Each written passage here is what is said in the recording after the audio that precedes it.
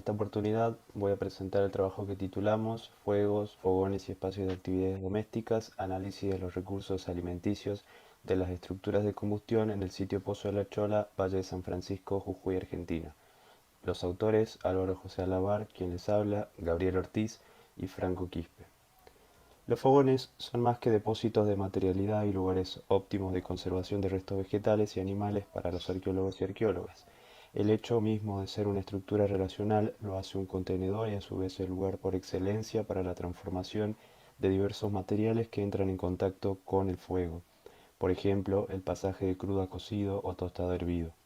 Siempre hay un dinamismo al interior del fogón y hacia el exterior, por lo que podríamos decir que al conformarse un nuevo fogón, las múltiples relaciones que se entablan con diversas materialidades lo territorializan y a su vez estabiliza, mientras que el mantenimiento, limpieza o por ejemplo sacar una brasa para crear un nuevo fogón lo desestabiliza conformando nuevos ensambles. Este abordaje de la materialidad del fogón permite preguntarnos no solo cuáles fueron las funcionalidades que pudo tener esta estructura de combustión en un sector o área de actividad doméstica determinada, sino también sobre la naturaleza del fogón mismo, por lo que en este trabajo nos propusimos tratar de recuperar esos ensambles que se establecen en y desde el fogón o hacia el interior y exterior del fogón. El Valle de San Francisco, emplazado al este de la provincia de Jujuy, presenta una larga trayectoria de investigación, aunque discontinua. Se trata de una de las regiones de la provincia menos conocidas por la arqueología. La conforma un valle intermontano de baja altura, emplazado entre las serranías de Santa Bárbara y Zapla. El clima es subtropical, con estación seca, y presenta dos provincias fitogeográficas, Chaco y Yungas. Esto le confiere una gran biodiversidad, con la existencia de algunas especies botánicas y de fauna endémica.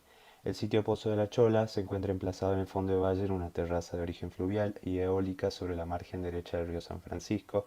Presenta una extensión areal de 2,5 hectáreas delimitadas a partir de trabajos de sondeo y aplicación de SIG, de las cuales se excavó una superficie total de 108 metros cuadrados, agrupado en tres sectores: UPA, UPB, que a su vez presenta un subsector al interior del sotobosque, UPB2 y 3, y el sector UPC. La UPA es interpretada como un sector de actividades domésticas debido a la gran cantidad de artefactos y desechos que incluyen fragmentos de numerosas vasijas cerámicas, algunas parcialmente completas, artefactos de metal, un horno subterráneo, restos faunísticos e inhumaciones primarias, mientras que los sectores UPB1 y UPC fueron definidos como áreas de actividad funeraria exclusivamente, en tanto que la UPB2 como área de actividades múltiples.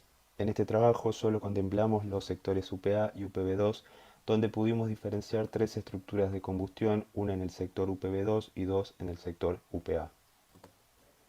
Para observar las relaciones desde el fogón exterior tuvimos en cuenta la materialidad que encontramos en los límites y sus alrededores, mientras que el contenido interior fue abordado desde el análisis paleobotánico con énfasis en carporrestos vegetales y arqueofaunísticos, utilizando técnicas de flotación para ambas estructuras de combustión de la UPA, flotando la totalidad del sedimento, y en el caso de la UPB2 un total de 12 muestras de 2 litros cada una.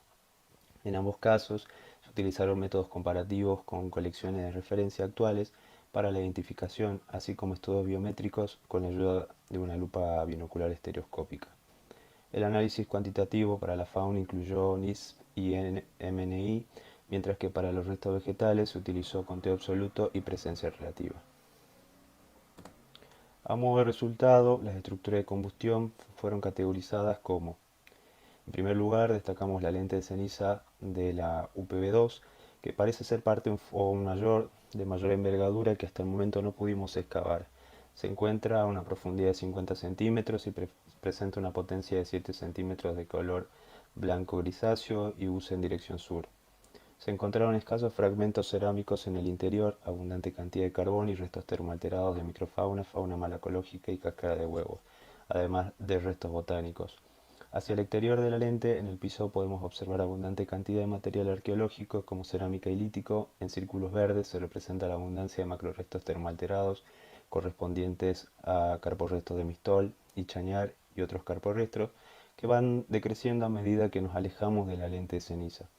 Con la fauna tenemos el mismo patrón de dispersión y abundancia hacia el exterior de la lente, similar a los carporrestos. En cuanto al contenido, podemos observar una representación de fauna de pequeño porte como roedores, peces y moluscos terrestres.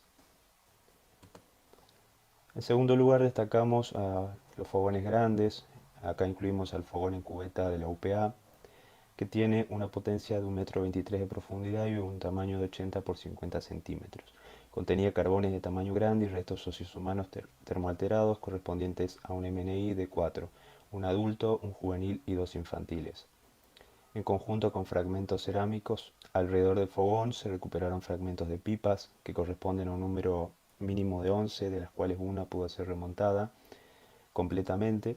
Algunos carbones fueron identificados y corresponden a especies forestales que crecen en el sotobosque y en el bosque ribereño, en la actualidad como Cercidium praecox, Schinopsis lorenzi y Salix sp. El estado de los huesos permite pensar en prácticas de quemado que no superaron los 400 grados, ya que no se observan grietas ni calcinación, por lo que la termoalteración debió ser una temperatura entre 200 y 400 grados. En tercer lugar, destacamos a un fogón pequeño, corresponde un rasgo de lente carbonosa disperso de un tamaño de 45 por 30 centímetros, de una potencia aproximada de 5 centímetros, que se encontraba a una profundidad de 65 centímetros. Se pudo constatar la presencia de abundantes carbones de tamaño pequeño y restos paleobotánicos y escasa microfauna. Hacia el exterior del fogón se observa abundancia de material arqueológico, fragmentos de cerámica y fragmentos líticos. Muy cercano a este fogón se encuentra el fogón en cubeta y un entierro primario con una pipa de piedra asociada, entre otros entierros incompletos. Llama la atención entre los restos vegetales encontrados la presencia de tallos, ramitas y hojas de la subfamilia Mimosoideae, posiblemente como iniciadores de algún procesamiento en un ambiente reductor. También la presencia de una semilla de nicotiana y semillas de poace nos remiten a posibles prácticas asociadas con la materialidad externa al fogón, como los fragmentos de pipa, fogón en cubeta y restos humanos. A modo de discusión, de acuerdo con los ensambles que se establecen en el interior y hacia el exterior de los fogones, podemos decir que en estos dos sectores del sitio la dinámica en cuanto al uso de las estructuras es diferida. No solo tenemos una estructura formatizada exclusivamente para contener y transformar determinados alimentos, sino además relaciones hacia el exterior del fogón que permiten observar otras dinámicas asociadas a este y que dan lugar a otros ensambles y posibles actividades asociadas a nivel intrasitio, como por ejemplo la presencia de fragmentos de pipas u otros entierros asociados con las inmediaciones de la UPA.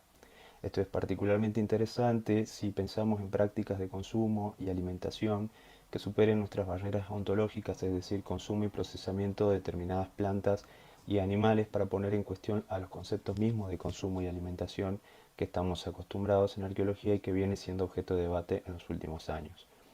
Con respecto al caso del fogón en cubeta, trabajos previos realizados por Ortiz y Nieva mencionan el carácter simbólico que pudo haber tenido este tipo de práctica asociada con partes esqueletales específicas de determinados individuos. Sin embargo, el hecho puede tomar otras perspectivas si lo abordamos relacionalmente desde el fogón mismo y su relación con el contenido y las demás materialidades entramadas, dando pie a otros tópicos como lo son la vitalidad del fogón, comensalidad y transformación, no solo del fogón en sí mismo, sino de la materialidad contenida, vegetales, animales y cuerpos que pasan de un estado a otro. Por otra parte, la evidencia de carborrestos vegetales y arqueofaunas como contenido de la lente ceniza de UPB y la lente carbonosa de la UPA refuerzan la idea de una utilización de recursos alimenticios variados, en el caso de las plantas, incluyendo recursos silvestres y de distintos hábitos de crecimiento como epífitas, arbustos y herbáceas, además de cultivos anuales. En el caso de la fauna, la incorporación de fauna menor como reptiles, roedores, peces, huevos y gasterópodos terrestres. Es interesante la diversidad de recursos en estructuras de combustión tan pequeñas como en la UPA. De hecho, el tamaño de los carbones sugiere la utilización de madera de pequeño porte como ramitas y tallos. En esta estructura llama la atención la escasa cantidad de restos faunísticos en comparación con la lente de ceniza de la UPB2, en donde la diversidad faunística es mayor. Con respecto a la lente de ceniza, el hecho de no haber encontrado una estructura de combustión como tal, sino más bien el residuo, nos permite pensar en un mantenimiento y limpieza de estos espacios. Al realizar esta acción, el fogón mismo se desterritorializa y crea nuevos ensambles hacia el exterior. La evidencia de macrorestos termoalterados en las inmediaciones de la lente de ceniza nos permite observar cómo el contenido fue depositándose y ensamblándose con otros restos de la UPB. Esto también pasó con la fauna. Esta dinámica no la encontramos en la pequeña lente carbonosa de la UPA, como si el evento de quema hubiera sido único o de un corto periodo. Finalmente, sostenemos el rol central del fogón en áreas domésticas como epicentro de la socialidad y donde pudieron articularse varias actividades, no solo de alimentación, sino también interacciones con los difuntos y prácticas de memoria que envolvían la vida cotidiana de los pobladores que habitaron la porción media del Valle de San Francisco a comienzos del primer milenio de la era. Muchas gracias.